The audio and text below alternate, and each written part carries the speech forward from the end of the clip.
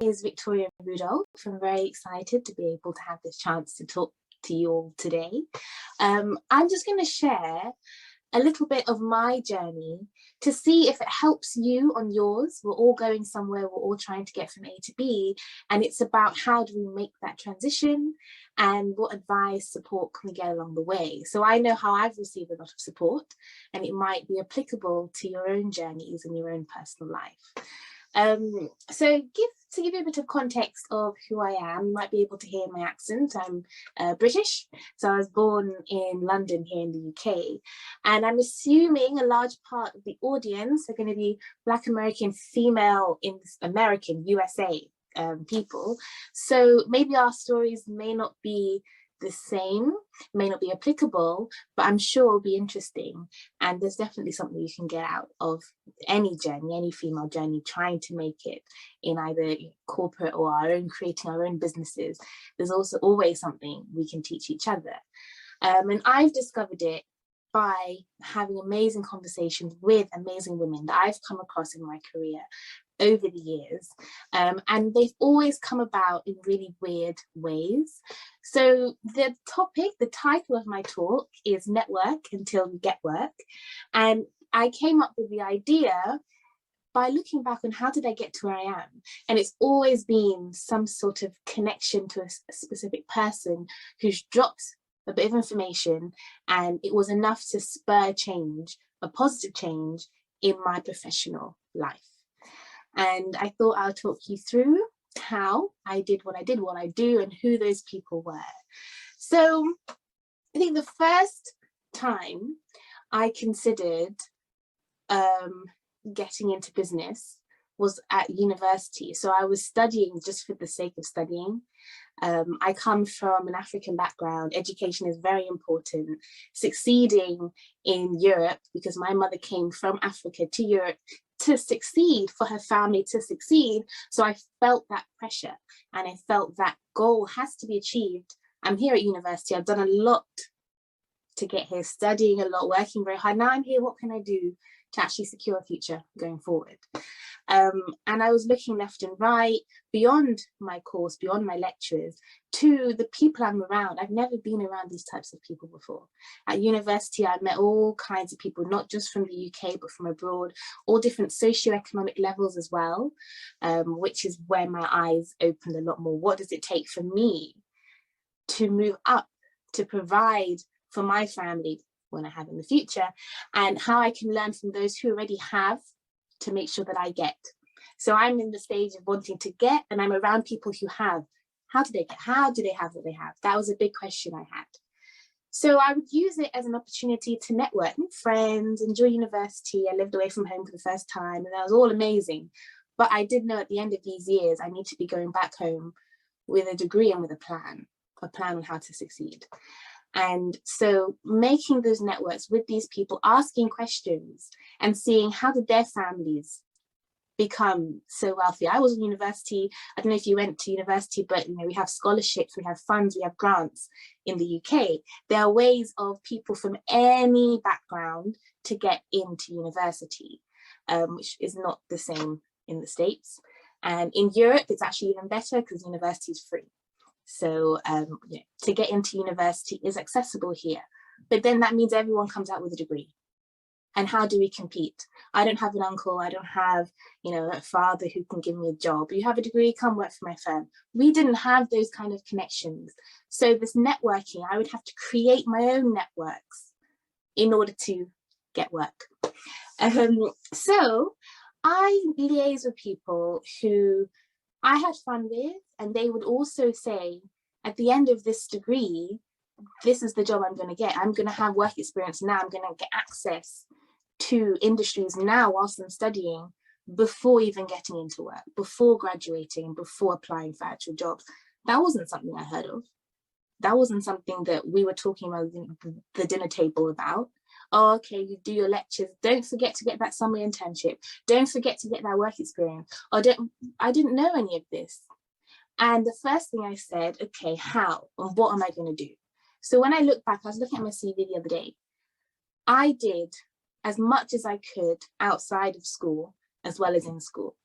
So I spent 4 months in Asia, in China specifically, working in a law firm, because my dream was to be a lawyer. I'm going to be a lawyer, I'm going to wear a suit, I'm going to walk down, I'm going to have cases, I'm going to have clients. I didn't really know so much about it, but I saw what they have on the TV, you know, suits and all that kind of stuff.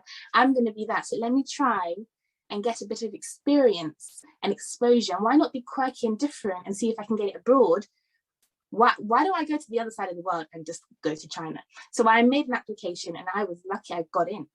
I didn't think I would, but that's what I was told. That would be a great thing on your CV, something I didn't know before. And that's because of the people I was around. They said how good this would have been. So I applied because I heard of this. If you don't know, you don't apply. And I went. So I spent 4 months in a city called Qingdao. I probably mispronounced it. I learned a little bit of Mandarin, a little bit of Cantonese, but maybe not enough to pronounce the name of the city. But I was in Qingdao, which is a coastal city. So we had beach all along one side and port. It's one of the biggest shipping ports in China. And I was working in a law firm where we dealt with shipping law. My degree was in law, by the way. My degree, I did history and art and languages. So I was learning on the job. This is really learning on the job. And I was the only non-Chinese person in the office, which for me is a big thing. I'm from London. It is one of the most multicultural cities in the world. I grew up with all races and I was comfortable being around all races. Now being the only one, that was difficult. But again, I'm going to network with these people until I get work. Because remember, this is not a job. They're not paying me. They're not paying me. They gave me a little bit of travel bursary so I could get there. And I had a place to stay, which are two really big expenses that I didn't have to pay. Everything else, I wasn't getting an income. So I need to network until I get some work. So I went and I presented myself as best I could. I know I am representing what it is to be a Black woman in law, which is a big responsibility. It was a very big law firm, and it was very new that they started this internship for UK students. So I didn't want it to be a bad experience for them or a bad experience for me. So I present myself well. I work really hard. I get to know my team inside and outside of work. I share what it is to be me. I share what it is to be a smart, trying to come across as smart, professional Black woman, because I still haven't made it to where I want to be. I still haven't gotten the work, gotten to the place I need to be, but I'm going to make the most of this opportunity. That's what's going over in my head. Every day I woke up early, get to the office, every day thinking I need to represent myself in the best way. And so that's tip number one. Whenever you're networking, whenever you're trying to get from A to B, as I said in the beginning, you have to represent yourself in the best way. And it's not just how you look, it's not just the knowledge you have, it's your attitude as well. So I came across many challenges when I was in China. Language barrier, very difficult. People in my office spoke business English, but it was difficult to communicate outside of that. But I know I needed to create a cohort of people who I can keep in touch with and who I can learn from, because like I said, this wasn't my major. I was learning on the job, so I need people to learn from. There was a lot of cultural barriers as well, a lot of negative stereotypes that I was always trying to debunk. I was always trying to knock out and create a new stereotype of what it is to be me. And again, me is representing a race of people that they don't have in the office. There were other challenges that I faced as well. You know, people trying to deliberately undermine me, deliberately say, this type of person we don't want again in our organization. It was kind of an experiment, but it's not going to go well. And I did not want that to be the case.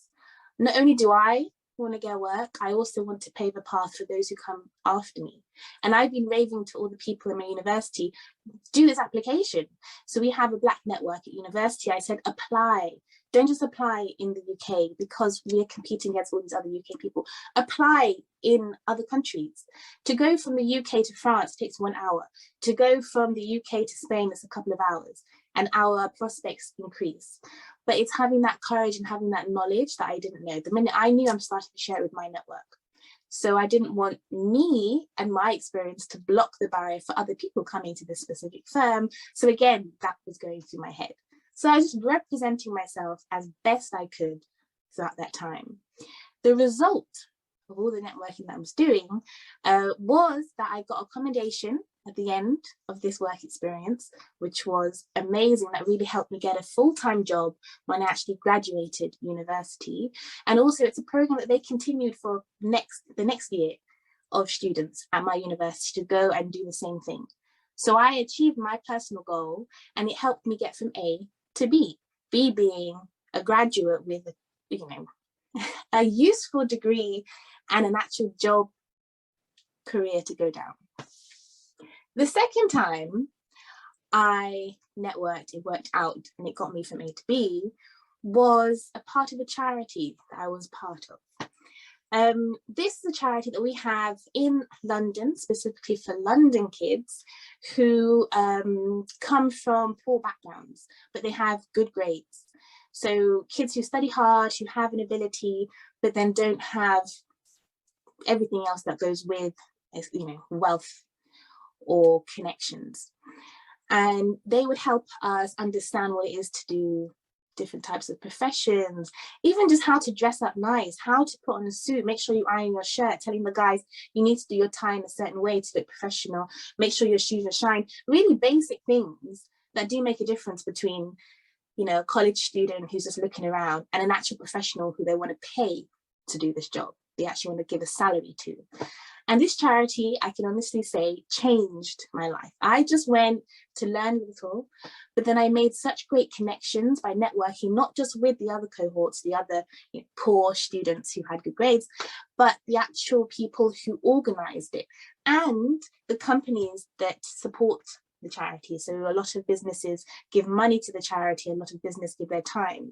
And it was through networking via this charity that I met a specific woman. I asked her, can you just explain your role? Because I'm doing a project for this charity and we're trying to get more funding, and we're going to do a presentation amongst us kids just to understand what it's like. And she was kind enough to give me her time. I think it added to her charity work that she could put on her work record, that she was helping these poor kids. And we had sat down, we had a coffee, and it was so personable. She really shared who she was. I shared who I was. I shared, the history of my family, people coming over because of war in their country, moving across, coming here, what it's like to be an immigrant in the UK. And I think us sharing and opening up, and more than networking, I would say it started off as networking, it ended up as a connection, a true friendship. After that, she opened up a bit more about the real way of getting into her specific job. So she worked in banking. And she kind of turned into an auntie type figure. An auntie, I don't have aunties who know how to get into banks. She was someone in the bank who turned into an auntie, again, because I was trying to represent myself in the best way and being vulnerable. In that conversation, I do remember sharing things that I wouldn't share with teachers, or I wouldn't share with other people I come across. But I knew that this woman has the potential to take me on a different path, to take me again from A to B. And she opened up doors for me. She was more than a mentor. She was more than a sponsor. She physically, I think, was a guardian angel opening doors for me. And from that conversation, I got enough information to know how to make an application, where the role was vacant, how to do the interview, all the things that I didn't know before, and I got a job. That was networking, and then I got the work. And it was, again, just by trying to not just be myself, but also open up more than I would.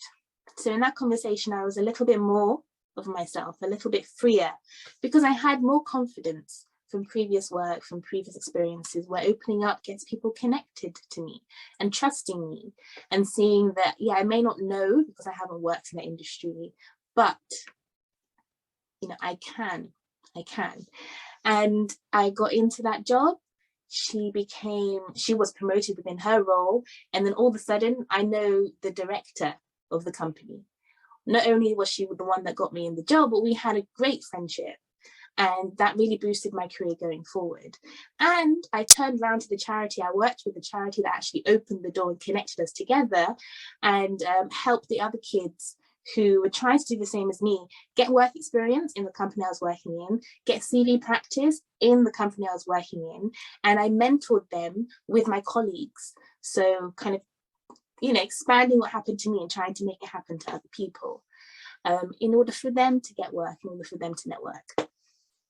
Another example of a time where networking got me from A to B may be more applicable to you, because I believe most of you are entrepreneurs. Most of you are starting your own business. So it's not about getting into university. It's not about getting into a job. It's about kind of germinating your idea and turning it into something profitable. And I used to love dance. I do love dance. I love everything artive and creative. You can see on my wall, I have paintings, I have dance shoes. I love it. It's part of my culture. So I'm Angolan, and we have amazing music. We invented all kinds of amazing dance. It's in my blood.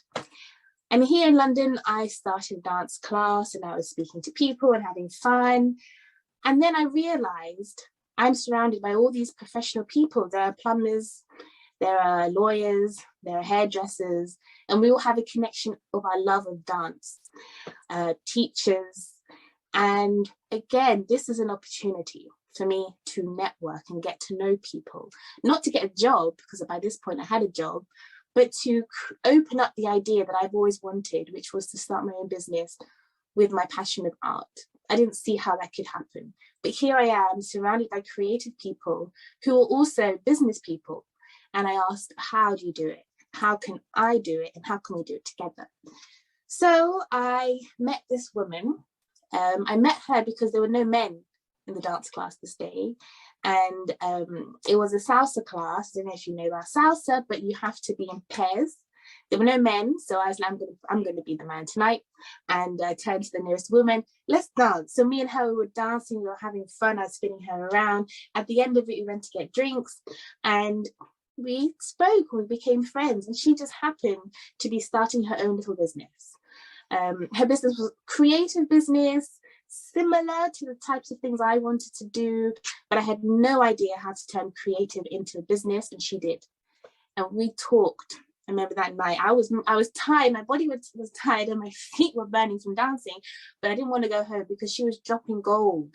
She was dropping gold and diamonds, pieces of knowledge, information that really helped, information that I couldn't get elsewhere, information that Google just didn't provide for me.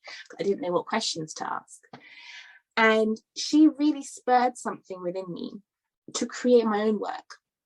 So from that networking session, or that dance class that turned into a networking session, I then had the inspiration, I had the guidance as well, to turn something that I really enjoy, which is my art, into something that's work, into a business, into a product that other people can have. And that was kind of the seed of my business. My business is still very small, and there's still many opportunities for me to understand how to grow it. But I remember that talk, I remember that woman, and she really helped me understand that this is possible and to start. So that was another example again of where this time I wasn't going for work advice, I was just going for fun. But that's the point I'm trying to make. These are all very different scenarios. One, at university, I know people have advice for me. I know that they will graduate and they will go into work, so let me learn from them. The second example was a charity that helps people. So again, I knew if I entered this charity, I would be able to benefit, and then I'll be able to turn around and help that charity again benefit other people. And the third example was completely random. I just wanted to go dancing one night by myself. And salsa class is a very good thing to do by yourself. You don't have to bring people. And there is where I met someone who really gave me inspiration to not just get work, but to create my own work and to be my own employer, my own business person. And I didn't see that coming. So the point I'm trying to make is Networking can happen anywhere, anytime. It can be intentional or unintentional. As you see, some were intentional and some just happened. But I've always tried to utilize that in order to get work or to create your own work, if that's what you're trying to do. And the best way is to be open to opportunities, to have a good attitude to the scenarios that you're put in, whether it be intentional, whether it be accidental. Really be open to connecting with people around you, because you don't know what they have to offer you. Also, you don't know what you may be offering to other people. So I know in my time, I've made a big difference and an impact in other people's lives. Again, not intentionally, but it just happened because they were open to networking with me and connecting with me. And they were open to taking any bits of advice that I was given, and I was passing on to them. And it's being open to these scenarios and being, excited, being not afraid to take on challenges and to put yourselves in new scenarios or existing scenarios, but put yourself maybe a bit more open or freer to share your vulnerability with people, or to be more receptive to accept information from other people in these scenarios, and then put them to action. Network, not just to do it, but to get work or your business, and to actually put into effect the bits of information, like I said, the gold, the diamond, the nuggets of information people drop at your feet, because you can get it from anywhere, but you need to actually utilize it and create what you want using the information that people are giving out. I found that I've been in scenarios where I didn't make the most of it. Well, for example, I was part of this friendship group of very smart people. They knew about numbers and data and things that at the time I didn't know anything about. And I was just more interested in just enjoying their company, maybe learning from them, but not utilizing any of that information. And years later, everyone started talking about cryptocurrency. I'm like, where did I hear about this before? And I heard about this because people were talking about it to me years ago, but I didn't really see it as what it might have turned into. If I had listened and I had invested, it would be a different story. It would be a very different story. So that's a scenario where I should have not just been there and enjoyed my time, but networked until I got something, some moolah, some change, some digital currencies, as they call it. So it's about making the most of the opportunities that we get and the people who are put into our lives. Some people believe nothing happens just out of the blue, but there's a purpose for it. But if you're not open to receiving it, if you're not aware, okay, this is a networking scenario, let me, present myself, let me sell whatever I need to sell, let me learn. If you're not in that mindset, if you're not open, and if you don't have the right attitude in these networking sessions, you're not going to benefit from whatever information they may have shared or whatever advice they could have given or support they were willing to provide to you. And I suppose the final thought I would like to say is a huge thank you. I don't know if they're watching. I'm assuming they're watching because I will send the link to them. But to the women who were in my life, not family members, not friends, just women that I came across. Like I said, the one from the charity, the one from the dance class, just people I've come across. Thank you. Thank you for networking with me. Thank you for sharing your knowledge. And I took it on board, and I'm trying to make it a success. I'm trying to get work. I'm trying to get from A to B with the information that you gave me. Not only that, but I'm trying to turn around, not to the next generation, because I'm still early in my own career, but to anybody who is willing to learn, anyone who's willing to network, anyone who's willing to take on board advice that I can give for my little time on this earth, to be able to get work within our sector, to get work within our demographic. We as women, we as Black women, we need to support each other. I think we do, but we're not always open to that support. We don't always act on it. And we don't always see that we're in a scenario where let's network today. You can write in the comments, hi Victoria, I would love to connect with you and find out more about yours. Do it. This is an opportunity for you to speak, not just to me, but to any of the speakers in these series and to other people in the comment section as well, to network, to collaborate, to learn from each other, and to be open to the advice people give and take action and get work or create your own work, create your own jobs, create your own businesses from the advice of others who have gone before. So I just want to say thank you. A huge thank you for everyone listening, and to Casey as well for organising all this. I've networked with her, and she's doing something amazing. And again, feel free to reach out to me. I'm sure all the contact information will be sent out, but also on this video, feel free to put in your comment and to network with each other and to get work, to get from your A to what you call your point B. Okay, thank you.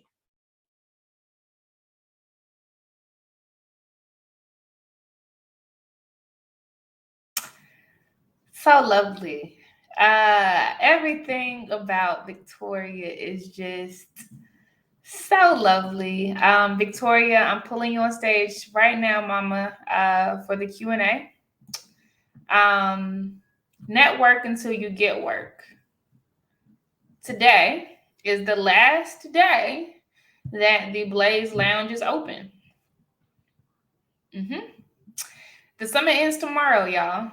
The summit ends tomorrow, and we've been fed so much. But not only that, the chat has been full of sisters who are open to talking and joking and crying together and edifying each other and affirming you and relating to you when you said, oh my gosh, this is me. My edges are snatched. Or, oh my gosh, I'm so afraid to do this, but I need to, right? So please do take Victoria's challenge. It's not advice, it's a challenge to you. She didn't say, I think you should network. Shada said, network until you get work, right? So tonight's the last night that you're able to do so. Do it.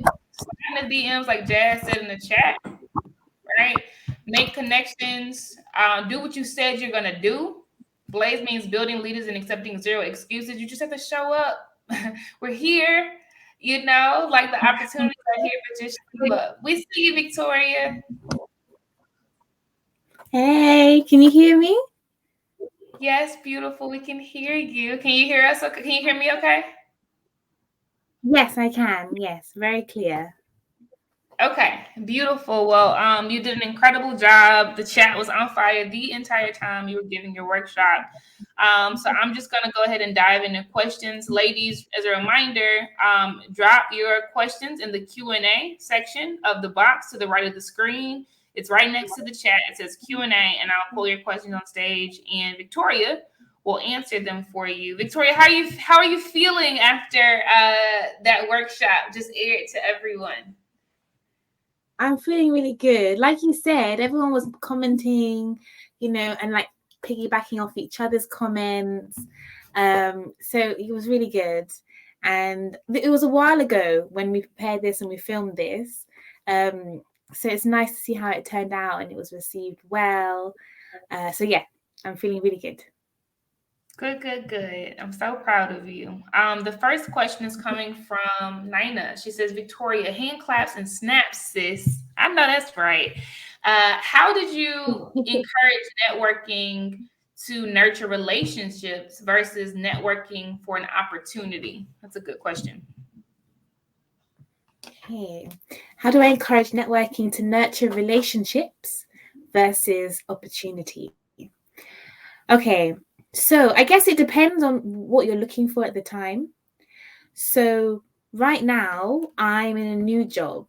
So I want relationships with my colleagues. I want to be able to collaborate with them, learn what I need to do on this job. So obviously learn from the people who've been there for a long time. So my purpose is now to get that nurturing and kind of connecting with the people I'm going to work with. And the second half of the question, let me just get it up again. Do you mind just putting it on the screen again just so I can see? Of course. Let me see if it'll allow me to. Here we go. Yeah. So in that way, I'm just being a bit more having fun with my colleagues. So, for example, it's Christmas. We had our Christmas party this week, and my surname is Rudolph, as you can see. So I'm always the one giving the gifts and the presents, organizing like Secret Santas and Christmas get-togethers, because Christmas is my time of year. And just sharing that passion with my colleagues is building that network, is building that connection, not for business purposes, but just to get on with them. So finding something that I enjoy and kind of bring joy to others really helps. But when I'm talking about networking for business, it's about adding value. So me throwing a Christmas party may not add value to the other person, but me saying I have these expertise that you can utilize in your business, that adds value. Me talking about my experience and how it's relatable to what you're doing, that gives me credibility, and that kind of networking is slightly different. And that's the kind that I like to do when I'm hoping to build a connection with someone for work purposes or business purposes or investment. So yeah, it's how I link up with people. Is it just for fun, or is it showing the benefit and the value and the worth I can offer to them? I think that's how I differentiate the two. Beautiful. Love that. And this one kind of piggybacks on what you just said. This question comes from June. She asks, Victoria, how has your networking led you to being a benefit to others rather than you being the benefactor? How's networking led to me being, the benefit to others rather than being the benefactor? So, like I said, I do a lot of mentoring, where I think the sole purpose is for me to benefit someone else. Mm-hmm. Obviously, I grow as a person and I learn how to communicate. I learn how to share what I know. But the purpose of why I signed up is to benefit someone else, is to help that other person. And I mentor young girls who have a similar background to myself.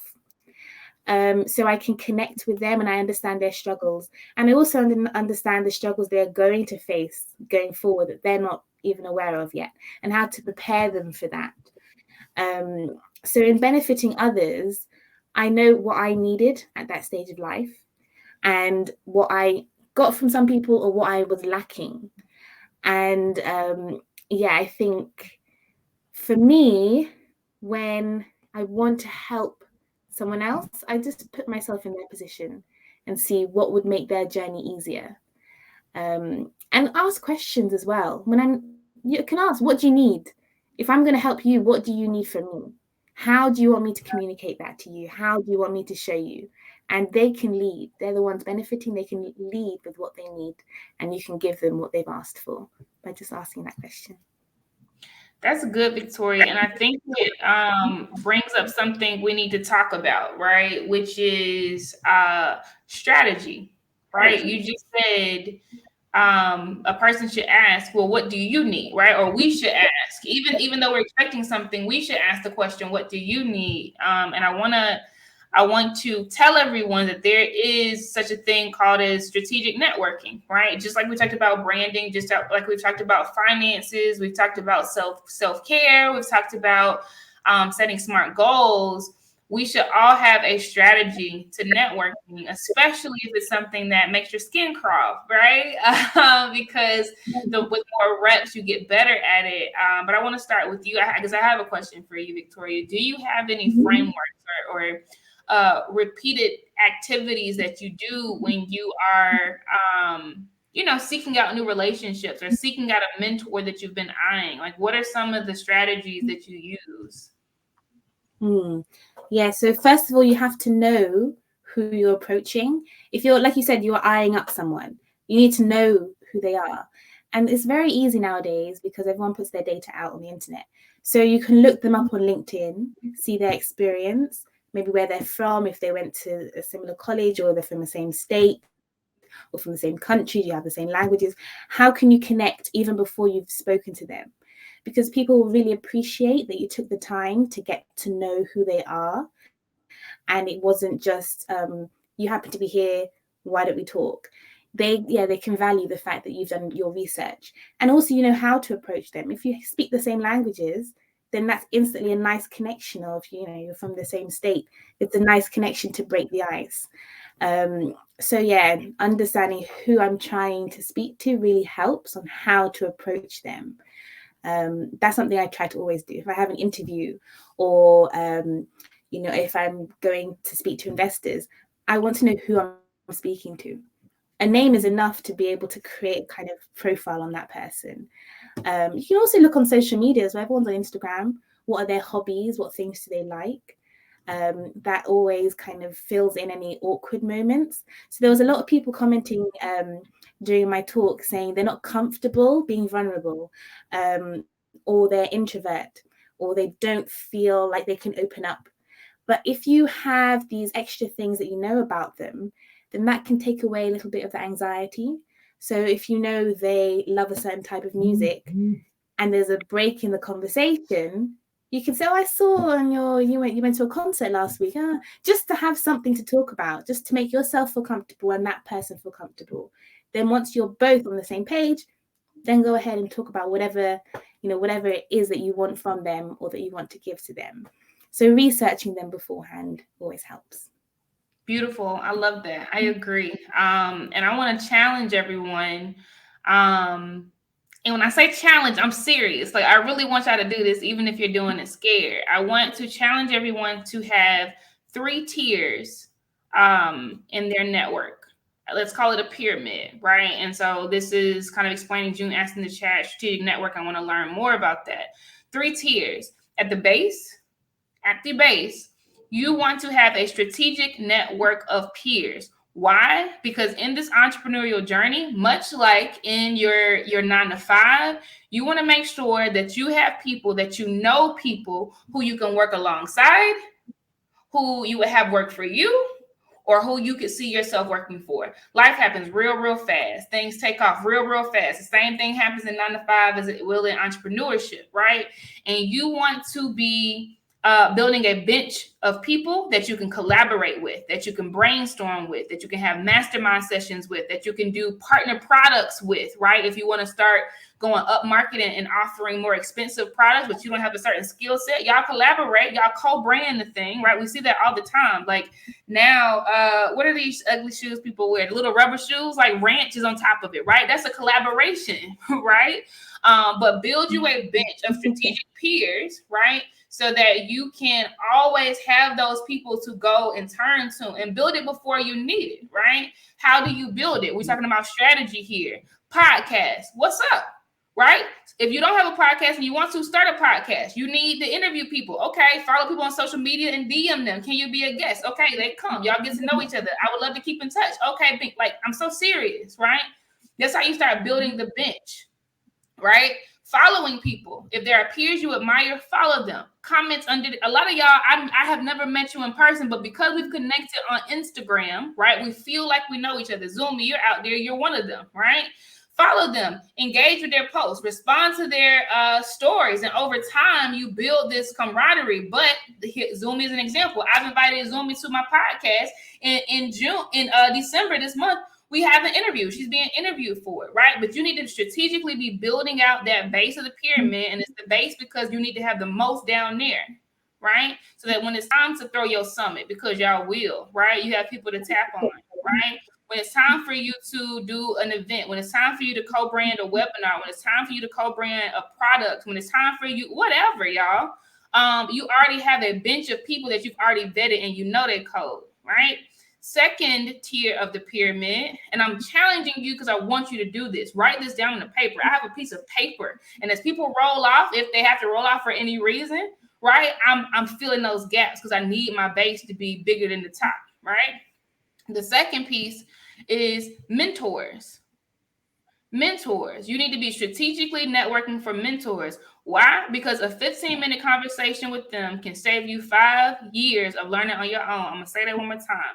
You need mentors because a 15-minute conversation with them can save you 5 years of learning on your own. Your peers may not be able to help you in that same way because they haven't gone through seasons and trials and ups and peaks and valleys, right?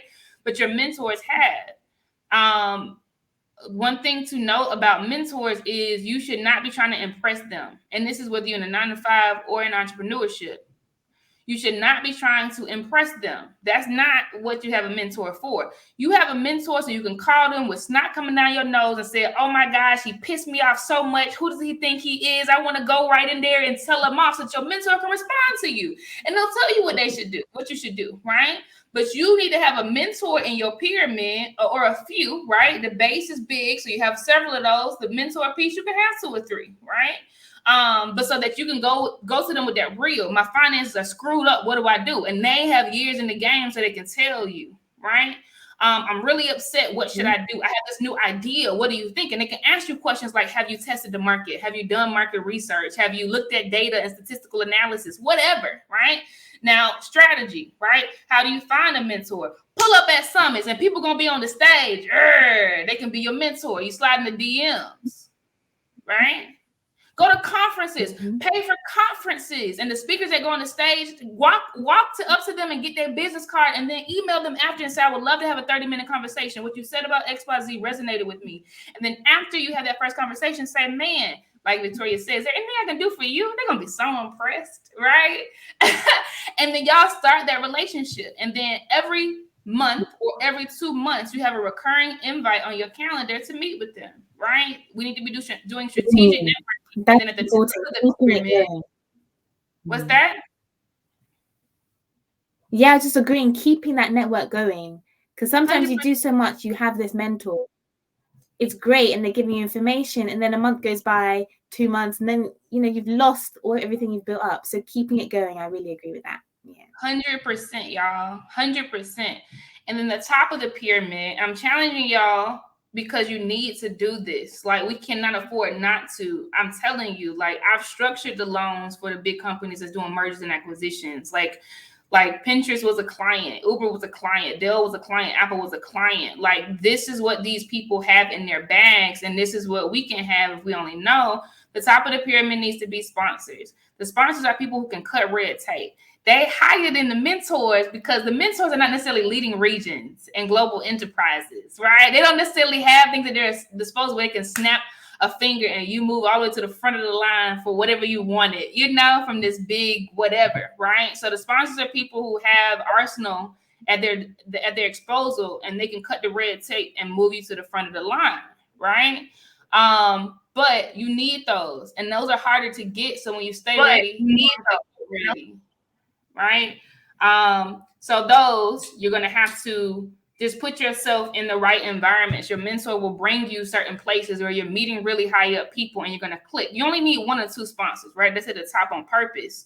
But those are the people where you talk to once a quarter. I talk to my sponsors once a quarter. And I say, oh my gosh, in the last 3 months, I've done XYZ. And now I'm looking forward to XYZ. And what they always say is, oh, let me help you with that. Let me give you $10,000 to do XYZ. Like, that's what, I mean, it's nothing for sponsors. Or they say, oh, let me help you for that. Like, let me give you a venue. Let me go ahead and talk to the city. Like, it's nothing for sponsors. They can do what the mentors can't do. You only need 1 or 2, but they'll cut the red tape, right? And give you what you need. Let me introduce you to a person that's an angel investor, whatever. All right, I'm done talking about that. But this is the only networking session that we have, and I need us to be very strategic around this. And I'm not telling you to play the game. I hate, honestly, people saying play the game because it teaches you to be deceitful and it teaches you to be nasty and all of that stuff. No, like, build people that you resonate with, but have this real sturdy, right? And then when you stay ready, you don't got to get ready. All right. Any more questions for Victoria? We have 15 minutes before Cortesia takes us out with the TED Talk. But the lounge is only open tonight. Like, the lounge closes tomorrow after the keynote speech. So if you have any questions or thoughts or reactions, definitely ask Victoria. I know in our community, we don't have this enough. Black people don't have mentors. We don't have enough mentors. Black people do not have sponsors. We don't even know what they are. We didn't even know that people could cut the red tape because we're 110% qualified for everything. When sponsors say, oh, you 25% of the way there, let me give you an extra 75, right? Any questions? And if not, it's okay. We can give you 14 minutes back and y'all can hang out before Cortesia takes us out. I'm going to watch it. Anything else you want to add while the Q&A is loading up, Victoria? Yeah, so what you were saying about your mentors and your sponsors, I saw this on your Instagram. I think you did a reel like a few months back, and it really resonated with me. And I was thinking, in my network of people, who could be a mentor, who could be a sponsor? Like, how do I differentiate? Because, like you said, we don't see those titles. We're not looking for a sponsor because we don't think it exists. We're not looking for mentors because, again, maybe we're not quite ready. I don't want to go to her when I'm not ready. Like, the purpose is to not be ready, and the mentor is Right. making you ready, but we don't Right. feel comfortable doing that. So yeah, I heard that on your Instagram, and that was part of why I wanted to connect with you. I wanted to be part of this summit because we're learning so much from each other. So yeah, Yeah. everyone listening, she's giving good advice, and her Instagram page is full of a lot more advice that we all need to take on board. Yeah, but do Yeah. ask any other questions. It doesn't have to be about working, just anything about me. Also, feel free to connect with me. My Instagram is there at the bottom, Victoria Rudolph, is the best way to connect. But also LinkedIn as well, Victoria Rudolph again. Beautiful. We have a few more questions queuing up. And I also want to add too, y'all should be mentoring people. If you have not started mentoring people yet, again, Auntie June talks about being leaders, right? We're not just entrepreneurs. Y'all need to be mentoring people because y'all need those reps in as well. This question is from Cortesia from the A. Do they donate every month? Are you talking about sponsors, Cortesia? I'm watching the chat. She's so funny. I saw some about a sugar daddy in the chat. So do they donate every month? Seriously, let's talk about this, right? And I'd love to hear if anyone has any different experiences. But Casey believes strongly that you're gonna talk to your sponsors less frequently than you talk to your mentors. Yes, these sponsors are people who are running these huge operations. Like, these are not people like you picking up the phone with the snot coming out your nose. Please don't have the snot coming out your nose with the sponsors, right? That you do that with the mentors. They're really there to help you. They don't have this arsenal at their disposal. What they do have are experiences and nuggets, right? Proverbs to give you. The sponsors, I do not talk to my sponsors every month. I definitely don't talk to my sponsors every month. Every 3 months, every 6 months, that's about how often I talk to them. And when I talk to them, I've always had enough time in between the last time that I can tell them about how much progress I made. I am trying to impress them, right? Not to play the game, but to say, like, I'm serious and I took the little you gave me and I did XYZ and now I'm working on that. And then because we have relationship, right? Victoria kept talking about relationship. We're not playing the game. Like, we're developing relationship. Because we have relationship, they say, oh, let me help you with that. Right. This was true in my 9-to-5 world. Like, anytime it came around for raises and bonuses, I'm talking about my sponsors. Listen, they were in the rooms making decisions, right? And so they at their word, Casey would get a bump on top of what she was already going to get, right? Because they know what I'm doing and they have arsenal at their disposal, right? But I didn't talk to them every month. I didn't need to talk to them every month. It was a quarterly or twice a year type of thing. Victoria, do you have any perspective on this that you want to add? Yeah. Well, I saw a question in the chat saying, how do you get sponsors? And that is something that this year I found hard. So I was running for Miss Africa this year and Miss Universe next year. When you do these kind of competitions, you need sponsors. Like you were saying, Casey, someone to just drop the cash. That's the purpose, of a sponsor, to cut the tape, make it happen. I personally find it very hard. There's some people that find it easy to get sponsors, maybe because they have experience, they have a good strategy. For me, it was literally reaching out to people who I know have the fund. They're in the position. I know they're in the position to get me. Now it's just a matter of, do they connect with me? Do they want to help? Are they in the stage right now where they want to help? And just reaching out. I reached out, sending out emails, tailored emails, explaining exactly what I'm about. Like Casey said, selling yourself. It's not the snot, it's not the crying, it's not I need the help. This is everything I have to offer. This is everything I'm doing towards the goal. And this extra thing that you can give me is going to make it happen. and showing them exactly what they're sponsoring and making a good offer, good package. For me, it wasn't easy. It was a lot of different people and a lot of rejections and a lot of no replies. Yeah, and a lot of trial and error. Casey, if you have any advice on a better way to get a sponsor, I would love to learn. But for me, that's how I did it. Just really reaching out and being persistent with it and selling myself to the best of my ability. Yeah, and I think what you said is awesome. I don't think there's any wrong way. I think it's all strategy, similar to social media strategy. You choose a few, right? There's a bunch of different ways to go about it. Financial strategy, there's a bunch of different ways to go about it. I do two things, right? Well, let me explain. Okay, so one, I have to make sure I'm in the spaces where sponsors are, right?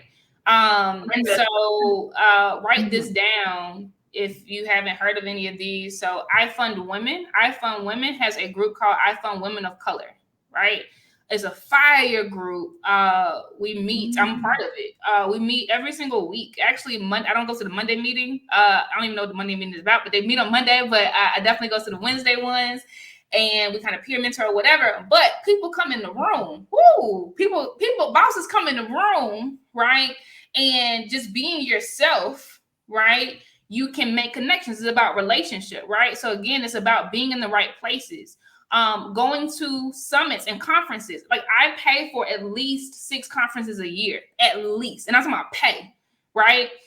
Because I'm in the right places, because I might see somebody on stage and I'm talking about like a big whatever. I need to be in that vicinity. If I'm in person, like before the pandemic hit, I was in person, right? And I might just rub elbows. It don't always work out, but I might rub elbows with somebody, right? Where we really clicking it, but I have to be in the right places, if that makes sense, right? So on and so forth. Now, I use 2 strategies to secure the bag, right? Because you can be rubbing elbows and then what do you do? Right? One, I'm being very serious. Before I go into these environments, I say to myself, close my eyes every single time. I've done this for the last 5 years. You better lose yourself in the music the moment you own it. You better never let it go. You only get one shot. I mean, we talk about sponsors, right? You ain't rubbing elbows with them all the time. You only get one shot. Do not miss your chance to blow. This opportunity comes once in a lifetime. Go. And as soon as I say go, I go into it, right? Those are Eminem's words, obviously. But for the last 5 years, I've always said that to myself. You better lose yourself in the music the moment you own it, because I don't know when it's going to happen. I don't know when I'm going to walk up to their circle or they're going to walk up to mine. I don't know when my mentor is going to introduce me to them, but I better lose myself in the music the moment I own it. I better never let it go. I only get one shot. Do not miss your chance to blow. This opportunity comes within a lifetime. Go, right? I do that every single time I'm about to be in these environments. Number 2, once I'm in front of these people, and again, lots of strategies out there. This is just Casey's, right? I say I am statements, and I already know. I used to do this all the time. I already know it is off the top of my head. But when I would coach people or mentor people out in Silicon Valley about securing sponsors, I had them write I am statements, and I had them write it down from 1 to 10, because the first 3 gonna be easy. Everybody do the same thing. I am a woman. I am a daughter. I am a mother. Okay, what else, sis? Then you gotta go somewhere, because as Black people, we don't, like we not vulnerable. We not, but you gotta go somewhere. And then you start hearing stuff like I am a first generation college student, and then you hear something like I am a survivor of domestic violence, and then you hear somebody that says I survived breast cancer. Like it starts getting very, very, very deep. And then by the time you get to the end of it, it's very metaphorical. Like I am freedom, right? Like, and then once these people do these things, because this is what I do, that is what I say to the people. That's when if I got 10 seconds to make an impression on them, that is what I say to the people. I don't care if you are Joe Biden. Like when I come up to you, you're gonna know who I cape hard for, you're gonna know where I came from, you're gonna know who I'm repping for, right? And it is always different from anybody else in the room. Because I ain't trying to sound cookie cutter. Like, this is who I am. This is where I came from. This is the mud I climbed out of. And this is who I'm trying to cape for. Are you with me? Do you want to do some things, right? I see how I can change your company because y'all are doing, like that is, I say my I am statement. I don't lie, right? But I'm deep in that thing. And I know 10 things I can pull from that differentiates me, and it always secures the deal, right? It's just that I'm not rubbing up against these people all the time. But then after that first whatever, and I say I would love to talk to you, I take the card and I set up the meeting. And then in 3 months, I'm gonna reach out again and say, hey, how are you doing? I've been thinking about you, right? I just have a calendar reminder, And then 3 months, I do the same thing again. So those are just mine, right? My strategies, but they do work and they're honest. So you don't have to like memorize it. Like you know who you are, right? You say that to them. And anybody that confident enough to know who they are and know who they cater for, and know what their purpose is, and to say to them, like, this is the gap that's missing in the world and I'm here to change it. Like they want to be aligned to that. And they say, how can I help you? And I say, well, let's talk about it. Right. This one is from Cortesia. We have 3 minutes. She says, should you have money in reserve? Oh, you know what? I think I should make a distinction, right? When I'm saying sponsor and when we're saying sponsor, we're talking about in terms of networking, not angel investors. We're talking about having relationships so that before you need them, you can tap on them. And it could come in the form of money. It could come in the form of nominations and awards. It could come in the form of whatever, right? Business partnerships. It could come from somebody buying you out and you getting $1 million and then some, like Facebook does it all the time with companies, right? But that's what we're talking about, like sponsorship in terms of networking. I hope that's helpful. Okay, so we're out of time, basically. 2 more minutes. We have 2 more questions. I'm gonna give this to you, I think, Jazz. Victoria, this is from Jasmine. Honestly, where do you find, okay, I can take this. Where do you find sponsors? I have hella peers and solid mentors, but I don't know where to find them and how to start building the relationship. You have to put yourself in the places where they are. Like, I'll give this example, which is not that, well, yeah, I'm gonna give this example, right? So I was on Clubhouse one night, back when it first started, and y'all know after 12 o'clock, the conversations get crazy. And there happened to be this room that was ladies, like older ladies, were teaching young girls how to find sugar daddies. Now, I'm not saying that sponsors are sugar daddies, but listen to the psychology here, because the psychology here is exactly right. The girls were saying, I can't find them anywhere. And I'm a bartender at Route 66, whatever she's saying. And they're just not there. And the older heads were saying, girl, what are you talking about? You need to be in the American Express lounges at the airport. Like, what are you talking about? Girl, you need to be at the million dollar man conferences. That psychology is exactly right. Like, you have to be where these people are. And that's why I keep saying you need to be at conferences, right? You need to be investing in yourself, right? Like if you are, I don't know, like if you are trying to level up in your industry, are you at the places where industry experts are speaking into you and pouring into you? If you are only on YouTube University, you're not rubbing elbows with nobody, right? So you're not going to find the sponsors. Like, where are these people? Where are they pouring into you, right?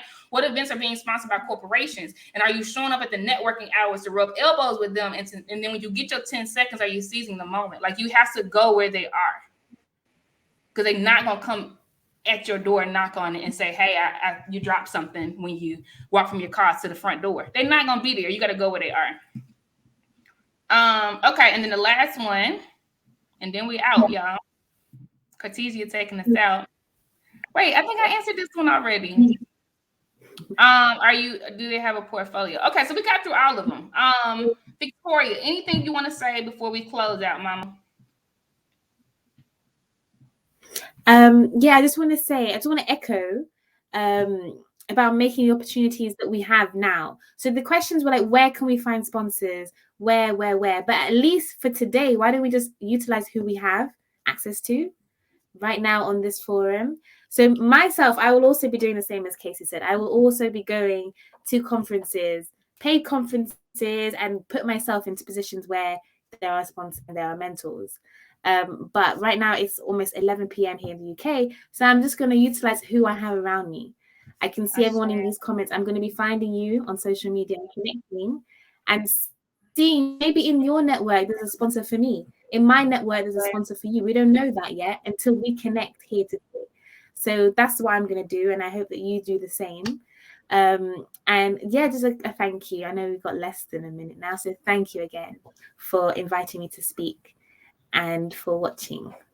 Yeah. Thank you, beautiful. And thank you for enlightening us all in the Women's Leadership Development panel discussion, as well as with this workshop. You are wise beyond your years, and I'm excited to see you move mountains. I mean that very literally.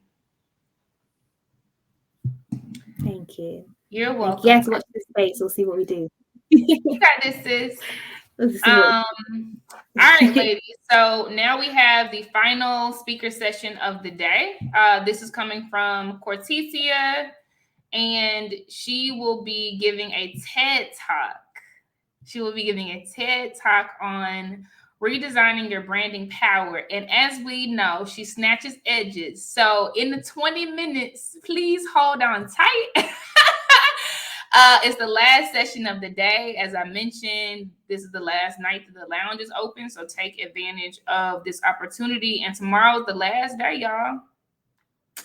Yeah, tomorrow's the last day. All right, I'll see y'all on the other side. I love y'all and I mean it. Peace.